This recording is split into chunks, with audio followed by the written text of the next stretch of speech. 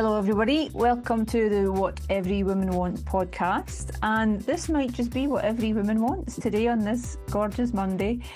Today I'm joined by my friend Glen, and two, someone who over the years completely captivated me in a way that made me stop and speak to Glen, because one, I absolutely loved what I've seen in his dedication towards his training, who he is in the world in terms of one, how he holds himself, two, how he is with people, and three, just that absolute commitment he's got towards training. And that, I suppose, is why, Glen, you are now one of my pals, and I love that. So welcome. Good morning. Good morning. Good morning. This, I suppose, Glen, is just a conversation because I think it's really important to talk to people who have a similar mind to me, people that inspire me and make me want to show up as the best person possible that I could be. And you're one of the people, Glen, that actually do that. Now, Glen, I've seen you pick huge, big, massive, dirty weights up from the ground and overhead and pushing, bench press, squatting, you name it. That is how you're wired, isn't it? You just embody strength, and for me, I absolutely love that. I love to see a guy, like, right or wrong, I love to see a guy that looks like a guy. That's important. That's how I put it to you before, isn't it? You've asked me before, what's your goal? What's the aim? And that literally is my aim, just to look like what even I envisage a man should look like. And okay, everybody wants this or that, or maybe a bit different, but that's it for me. And yes, compound exercises and strength training, this is what builds strength. And that's, stronger people are harder to kill, Shelley. So, that's what I'm all about. Brilliant. Caveman style. Yes, very much so. Have you always been the size you are now? No. Because you won't see this, everybody that's watching this, but Glen is a serious unit of a man. What height are you? 6'2". 6'2", and yeah, as wide, to be honest. What's your weight right now, if you don't mind us asking? What do you weigh? 110.6 kilos. That's, I've been up before, I've been down before. This is a comfortable weight for me now to sort of go through every day, to get up every day and do exactly what I've got to do to hit my responsibilities as a person, as a parent, to go to work and to do my job as well. When I was around 123 kilos, I was a big boy, and I would move seriously heavy weight, for me anyway, but I could not function. I couldn't, when I was at my work and my boss would say, go and do this, I was like I had lumps of concrete in my boots. Yeah. It just wasn't functioning too well. But I was doing it for a goal at the time, and my goal was just to be the biggest, baddest motherfucker going, right? And that's all I wanted. Well, say a deadlift in those days. What was your deadlift? I've maxed out at over 320, 330 before. I did think I was going to turn myself inside out at about 330, to be honest. I did it up at the gym that you and I train at from time to time, and I picked it up just as quietly as I put it down, and that was me. I was done for the day. It was something there, but I went home and I was like, yeah, cool, right, tick the box. I had my goal, I hit my goal, and then I was happy. I was a happy man. There's not many people I see, Glen, who have a technique like yours, and I absolutely love that also. Your technical skill and ability and how you perform movement and exercise, even considering the size that you are, blows my mind. You're very mobile. You have good flexibility. You'd think that you didn't because of the size you are, but you actually do. In fact, when we deadlifted, you put me to shame in terms of your mobility. I was like, what the hell? I'm half your size, like a fraction of your weight, and you move way better than I did, which is why actually I absolutely love to train with you. You keep me right, you keep me focused, you challenge me, and also you make sure my form is the best it could be. And I train me every day. For me, anybody that's ever came to me and spoke to me about, how do I do this? How do I do that? I am going to hold everybody accountable to their lack of movement, their lack of mobility. Oh, I can't do this because, right, fine, okay. If that's valid, then that's fine due to injury or proper mobility issues. But we'll work around that. You don't work through a problem, you work around it and you get to a solution to be able to achieve what you want to achieve. And if achieving a deadlift like you and I went through one time, which was, we went back down to one plate, didn't we? Just like very, very minimal weight, but we got the movement first. And you shocked yourself that day once we sort of put you in the right range of motion and movement as to what you could move. So that was quite fun that day, I remember, because I had finished my my session. And you said, "You don't mind if I pick your brain?" And checked my watch, and I was like, "Yep, she's worth it. Let's go." Oh, So you. And do you know what? We'll come on to this, but obviously, Glen, you work offshore, but I wish we could train more frequently than we actually do so for do I. those reasons. So in terms of your job then, like, tell us your average day. Like, where in the world do you work, and how does that go Where I've worked or where I'm currently working?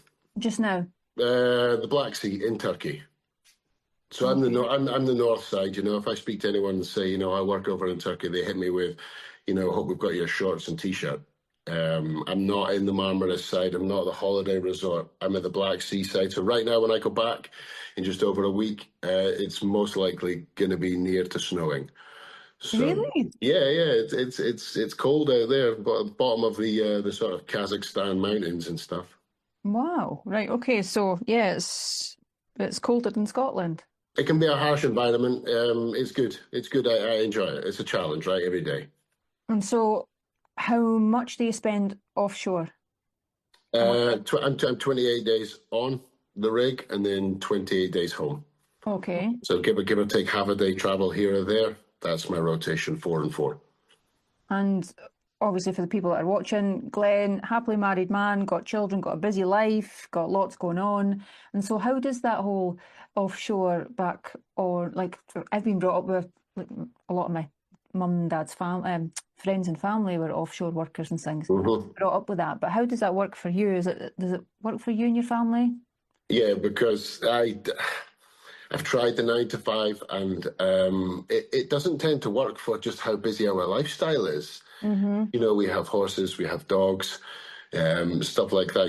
When I've done my 4 weeks and I come back, as long as I can sort of hit the ground running and our cogs are aligning, Yes. then the machine continues to work. Some days it can take a couple of days. Sometimes it's just boom, here we go, let's go, and we get after it every day. And you're not the kind of guy that comes back, shoves his bag into the living room and goes straight to the pub and gets hammered. And I've never in my whole entire life gone to a pub on my own. It's a non-judgmental thing. It's just never ever been me. I've always got boxes to tick, I don't know. It's never been something that I've been fond of. I've worked with a number of men over the years. I think I've been offshore now for about 16 years, and that will be their number one focus.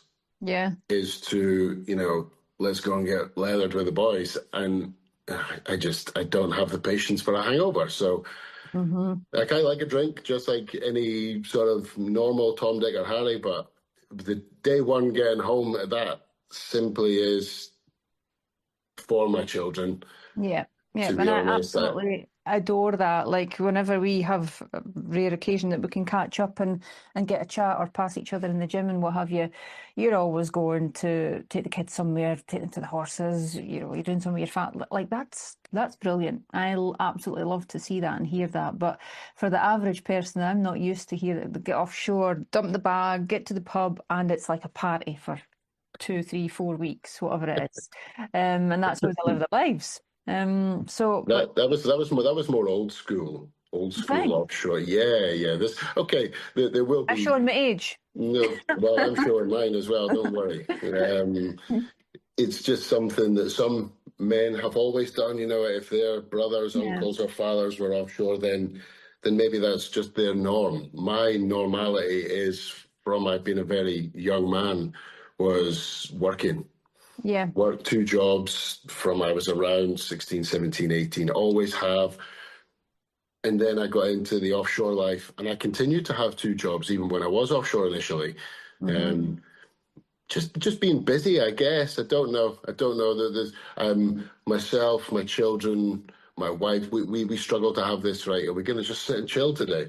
Hmm. We get itchy feet very, very quickly. Hmm. A relaxation time for us is to go to like Lunan Bay or something with the dog. You know where that is? It's just up past Montrose, and it just being out, just doing something.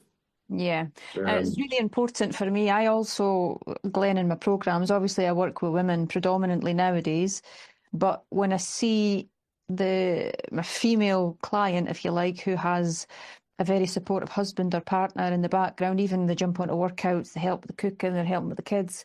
There's nothing better for me than to see that, and you are that, mhm. and I'm delighted about that as well because, yeah, you tick a lot of the boxes for me as a friend because I actually look up to you and think that he's a really good guy. It's just Um, teamwork, right? That's all it yeah, is. yeah, definitely. And if families operated like that, then the world would be a wee bit easier, I think. But not all families can and do. Right, Glenn, some questions for you. When do you remember the first time that we met? I've always, with the industry that we're in, or our hobbies or our interests and stuff like that, I've always known who you were around Dundee. Hmm. I've always trained in different gyms and stuff. And to be honest with you, I always looked for your gym that was tucked away behind sort of TFM. Yeah. Um, and I could never find it because I didn't know where it was. Anyway, I think we had met once or twice through mutual friends. I can't actually remember. Hmm. Um, but then, yeah, we spoke in the gym. It was always a fleeting or a passing, hey, how's it going? How's training going? And we would have a Hmm. bit of a bullshit and a catch up. Hmm. And it just progressed from there. Um, When was that? it was a while, I'm going I'm to terrible say. with dates. I'm terrible with dates. I know I told you when my birthday was the other week, and you just said, yeah, I'll remember that. And then you clearly didn't. So, but it's fine. I would say a decade, easily a decade ago, Easy. if not more, yeah. Yeah. I think what actually got speaking, Glenn, if my memory serves me rightly, Mm. when I was wanting a wee hand with something or I was wanting to pick your brains about lifting the bar, or do you remember? Yes, deadlifting. It was one of my most confident exercises. It's something that it was my biggest exercise anyway. And I'm assuming that you'd seen me Yeah. moving stuff before. Exactly. That's very, very unusual for me to stop and ask for somebody's advice or tap into their knowledge, unless I obviously knew you well, but very unusual. So it goes to show that what I've seen, I was impressed with. And Well, even you were quite sheepish, and I could was tell it? that there was a yes, very much so. Even you are a very confident person, and you're out there, and so on and so forth. But vulnerability is that's hard to be that open and to say to someone, hey, can I have a bit of assistance? So we just talked, and I says, I think I recall the conversation being like, oh, so what's the plan today? And you were like, oh, I'm going to move some deadlifts and stuff, and you had asked, oh, you wouldn't mind sort of giving me a bit of help, just show me a couple of minutes. We ended up talking and going through a full training, a deadlift session, which took around, I don't know, probably maybe about 30 minutes. Amazing. Um, we were like relatively sort of up close and personal. The gym's a tight knit space, and how the bar moves, how to have it in a particular position. Go back to absolute basics, back to the bare bones to be able Talk to us, make. Glenn, talk us through, talk my clients or my followers through a deadlift. How do they set up? What do they do? Like bloody blah. I've done this for a lot of years, but Anybody, well, okay, so you have the realm of the big boys that are yeah. moving, they're just stupid weight. It's the same as any exercise, whether you're big, small, fat, skinny, indifferent, doesn't matter. It's warm up first, stretching first, mobility. Think about the muscles that are going to be firing and engaging: hamstrings, quads, glutes, like throughout the whole movement, make it fluid, Mm-hmm. make it one movement rather than almost like a robot that needs oil, you know what I mean? Mm-hmm. Just make it fluid. Imagine yourself there in the bar's part of you, and all you need to do is kind of squat down, bend over, just grip that fucking bar and pull it off the floor. And then with everything that you have, you keep that just close to you. Mm-hmm. I try to envisage stuff like stuff that I relate to, stuff that I know. So offshore, we work with a lot of heavy machinery, cranes, for instance. Out here, the load is far less because here's your pivotal point. All the strain's in there. But if the weight is here, that's where you're strongest.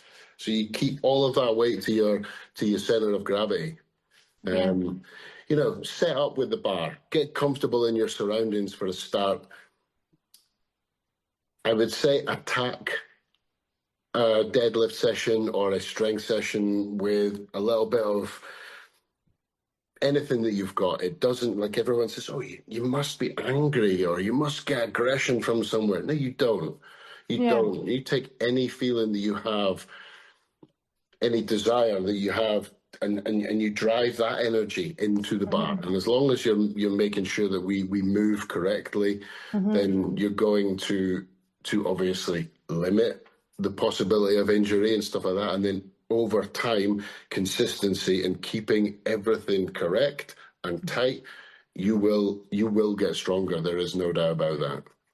What about the women, say, that's 48, happily married women, 48, typical stereotype of potential client of mine or a current client of mine. Never done too much deadlifting in her life, but wants to Hmm. get stronger. Okay. Knows that it would be good for her. Where would she start? She doesn't go. She doesn't have a gym membership either. Is your client gonna get a gym membership, or are we looking at home workouts or anything like I that? would say she would be more confident just to start at home. Absolutely. The confidence and comfort has to be where you start. Has to be. Nobody goes to the gym initially and is comfortable Mm-hmm. because there's someone over there who looks better, or there's someone over there that's stronger, or blah blah blah. And so comfort is the first thing. Once you get comfortable doing something, then you move on to making yourself a little bit more uncomfortable, and then getting comfortable with that, and so on and so forth. Finding a set of weights or something that we could even resistance bands. They are Mm-hmm. amazing tools. I use resistance bands Yeah. because they're such a good tool. People think, oh, you're such a big dude, you have to be moving, big stones and all that guff all the time. No, no, no, no, no. You Anything that creates that resistance, you are then engaging. As long as you're engaging the right movement, then yeah, it's going to work. So yeah, resistance bands, some dumbbells from anywhere at all. Yeah. From Argos right through to maybe getting some better stuff and actually making a home gym. Mm-hmm. Kettlebells, they're a brilliant sort of tool as well. They're a brilliant aid. Yep, bending over, grabbing them, getting in the correct stance, for instance, the deadlift position, and then just standing up in the correct manner, which we will all go through. Then yeah, it's going to work. And compound movements are so good for like everything, muscle density, bone density, even metabolism. The strain then that you're putting throughout the muscles and everything like that. It's just good for everything. You're firing on all Yeah. cylinders. And we're all about longevity, biohacking, basically staying as healthy and as youthful as possible for as long as possible, Glenn. And strength training runs right alongside this fact. It's right up there. So everything you're talking, my clients will love. What's your take on girls, women, young females in the gym, in the weight section? Remember, it used to be frowned upon. Maybe even girls, I suppose, used to think, "Oh, have a go and lift weights. I'm going to get bulky." And I know that's so outdated now, but there's still a lot of people that think like that. There's it's like it's almost a myth or it's a stereotype of, oh, I'm going to go and move some heavy dumbbells and I'm going to end up looking like, Yeah. Arnold Schwarzenegger. Yeah, okay, whatever.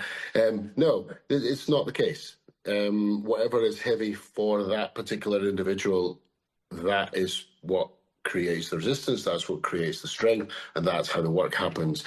We talk of girls, females in the weight section. My daughter is 15 years old, and she comes to the gym and she trains with me from time to time. No, I have. It's taken a little bit of time. I wouldn't say a huge amount of time because she's always been comfortable around me. Yeah. So we will go into the weight section. She does train with me. She's now comfortable to be in there. And yeah, she understands though that all of your strength exercises. So she's a horse rider. That's her background. She understands that she needs to have a strong core. She needs to understand she needs strong glutes, quads, and hamstrings at least, just to stay on her horses. She has three different horses. Sorry, we've got three horses, and they're all different shapes. One's as wide as a house, so she needs to have that grip strength to stay on him. So I squatting didn't does realize that. you had 3 horses. Wow. Yeah, so my daughter, my youngest has one. Hannah, my 15-year-old, she has one. And then my wife has hers also. And, Wow. one of them's Spanish origin. So he's like a little skinny little thing. Uh-huh. And he's nimble and he's all over the place. He's like a goofy little teenager. Is He he? it actually is, yeah. Oh. And then we have one of the others is a mare, 15 or 16 years old, and she's just a crab old bitch, to be honest. But she will buck and rear because she doesn't want to play the game. Yeah. So again, Hannah, both of them actually, Orla and Hannah. Orla's my younger daughter; she's 12. Hannah's 15. They both understand that they just need to hold on, and you don't hold on to a horse with your hands. You're only holding the reins. It's like trying to survive a car crash by hanging onto your steering wheel. It's not going to work, right?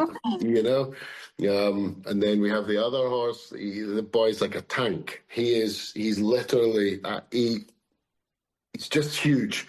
So when Hannah sits on him, her legs are bowed like this. So she again needs that strength in the hips, in the adductors, in the quads, hams mainly, in the glutes, just to hang on to this big beast as he's going around corners. Dare So I ask, have you been on any of them? I would need like a T-Rex or something, Shelley. There's nothing up there that's like big enough, like to bear my weight. To be honest, they'd look at me and just go, "Nope, off, get off."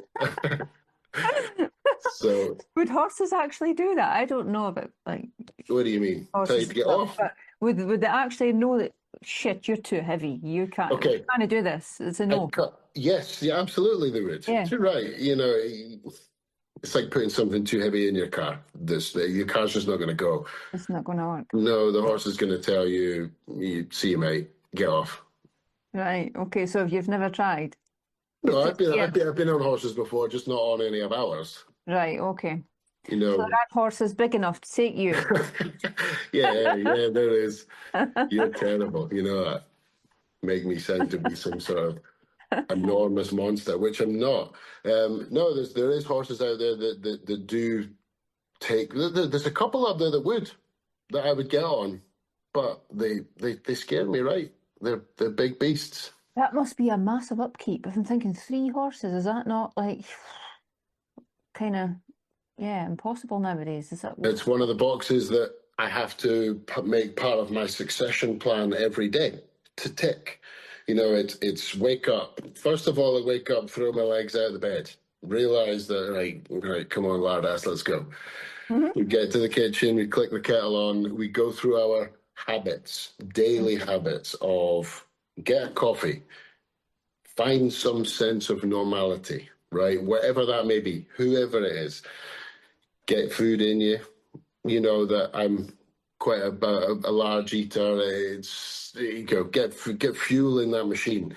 And then, like I say, so looking after my pets, looking after the animals on the farm, making sure that my girls are set for the day before and after school. Yeah, it's all part of what I call my daily succession plan. And getting to the gym or doing some form of resistance and or cardio exercise again that's part of it as well. Amazing. And in terms of your own personal routine, Glenn, as much as we've talked about strength, when you mentioned cardio there, how much cardio do you actually do as a guy of your stature and size? It's anything. Like people think that cardio needs to be sweating buckets on a treadmill. I don't even call it a treadmill because it's a dreadmill. You know, it's dull. If you find it exciting, then yes, go for it. But me walking towards a wall in my garage on my tread, because I have a treadmill, and yes, I do use it. But when the weather is like today, autumn is my favorite season. Yeah. Just amazing. The blue sky, the crisp air, the colours. You know, get a dog. Walk your dog. If you've not got a dog, go and steal someone else's and go and walk that motherfucker, right? Just get out. 5, 6K. I've done this morning already. We started this around 10:30 this morning, right? I've already done 5 kilometers with the dog alone. Yeah, just throwing the ball and the dog's like losing the ball. That adds more steps. So that's my cardio. Cardio is just getting your heart moving. It's getting your blood going. The feel good factor when you jump back in the car after being wherever or walking the dog or something. It's just like, right, cool, let's go. What have we got for the rest of the day? So Glenn, busy man, working offshore, a lot of travel. Obviously, training is your life, so what you're passionate about. We could feel that. I know that more than most. But if I was to ask you about your goals, like personally and training wise, what are your goals? There's never anything definitive because like everything's live, right? Your days change, your weeks change, your months change, your goals can shift from left to right. Literally every day is to hit the goals of just being possibly a little bit better than yesterday, no matter how it may be. Training is just to build something in me personally that I can promote to my children more than anything. I have 3 children, as you know. I've got my 21-year-old son, my 2 daughters, 15 and 12. And if I can promote to them that their dad is this unstoppable man, then I'm successful. That's my main goal. I paraphrased this once upon a time, and I think I might even been to you or someone else, but I'd said, if I can be my son's first superhero and my daughter's first love, then I will be a successful man. So that's my personal goal. Okay. As far as training's concerned, again, it is to show up every day. You're never going to find motivation in the bottom of a cup of coffee. You're gonna you might be far more committed when you walk out the door and the door hits you in the heels, whether it be to wherever you train, whether it's the garage or the gym or wherever else. But that's you're committed then, you've left your comfortable space, whether it be your living room or your kitchen. And I go up to the gym there and I'm like, right, cool, I've got an hour and a half, I've got 45 minutes, doesn't matter. But I'm going to move this particular weight today, or I'm going to do this exercise, and I'm going to walk away knowing that I am continuing to build something better and stronger. You know, I'm 43 now, and you know, I would like to think that I'm still outworking some of the young guns up in the gym. And, you know, I get a couple of guys come up and they say, you know, hey, big man, you know, how do you do this? And how do you do that? And yeah, it's just something that I sort of thrive on. I thrive on helping people. Like it's, I don't go out of my way to be that gym guru because everyone hates a smart ass, right? Mm-hmm. So, but if they do approach me, yeah, I'm very friendly, and again, it's a personal goal just to be that nice guy Yeah. who You're someone can also approach. You're also, personally speaking here, you're a really good source of motivation. I know if I was having a bad day or I couldn't be arsed or there was something going on that you would help pull me out that dark place and into, right, okay, right, I'm ready to do this now. And I think there's a lot to be said for that, Glenn. It's a skill that you've got. It's a skill that I love that you've got, and you use it when people need it, and more Well, people do need it. it's like a self-learned thing, to be honest. Everybody has their own bad days. I call them human days, right? Because we're all just human. Hmm. You just think, fuck this, can't be arsed today. But then I don't know, something that inspires me is a very good friend of mine, and he's always the first source of perspective. Long story short, ex-Marine, I didn't know who he was or what he did in the Marines. Anyway, he got blown up once upon a time when he was on tour and he lost one of his legs from the hip down. And I remember being in the gym, and I'd never met him by this point. I was up in the gym that we train at, and I was squatting one day, 200, maybe 250 kilos, and I was all big and aggressive and screaming and blah blah blah. And in my left ear, I could hear, "I don't train my legs; they're overrated." And I slammed the bar into the hooks, being all like aggressive, like, "How dare you? I'm trying really hard here." And I looked to my left, and he's holding his leg in his hand. He was laughing at himself. Yeah. And I think to myself, if Baz can drag his carcass and his prosthetic leg to the gym to train, then I can, because I have the ability to do so. Hmm. It's never a case of, oh, I've got to go to work or, oh, I've got to go to the gym. No, negative. You get to go to work. You have that ability to go Yeah. and earn. You have an ability to go to the gym. I get to go to the gym.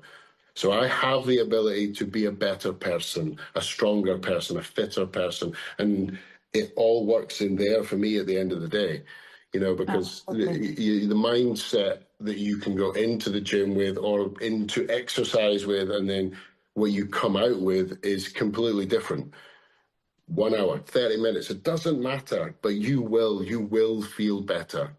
Yeah, I have a similar story. One of my clients, actually, Glenn, you've maybe seen it on my pages at some point, but she unfortunately had sepsis and lost her legs and her Wow. arms from so far down. And she came on to Feel Like Be, my program, and this woman, Glenn, talk about inspiration. Oh my God, this woman was just so happy, want to be alive, but two, she was able to do what she could actually do, and she Mm, lost weight, and she was absolutely delighted, and she shouts from the rooftops about Feel Like Be. But that was a woman that actually, I've been in tears many times, that exactly like that story.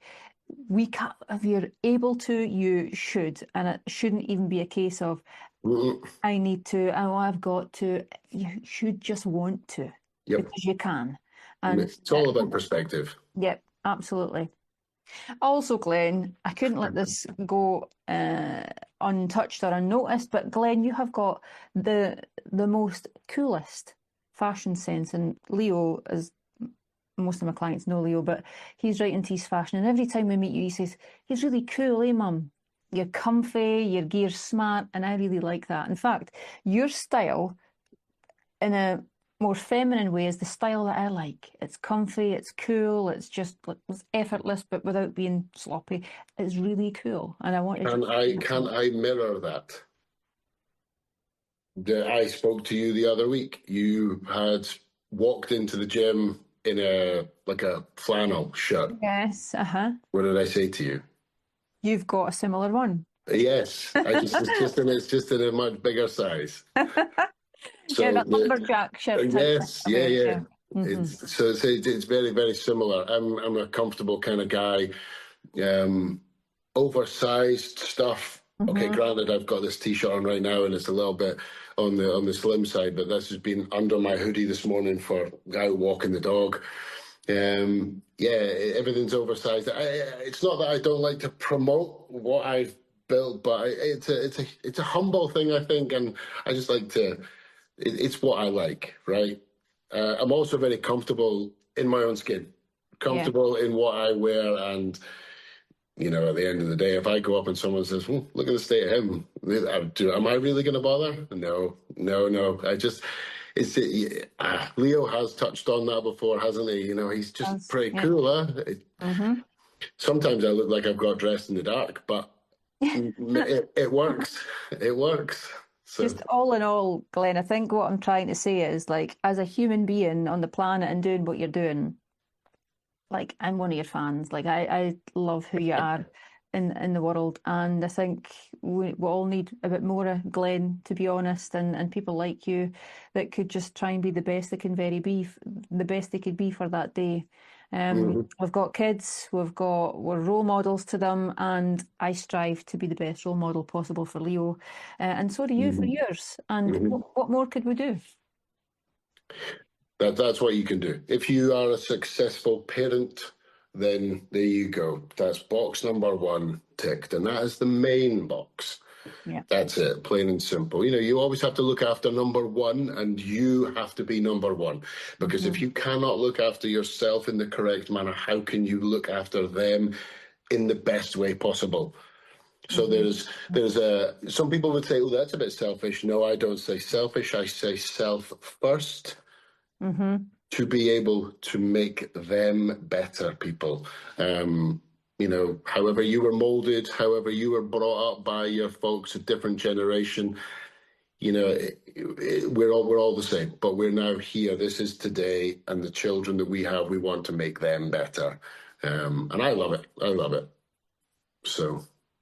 Mic drop for that. Glen, you've been amazing. You are amazing. Keep doing what you're doing. And I want to train you in the gym before you go. Well, Shelley, let's paint a picture, okay?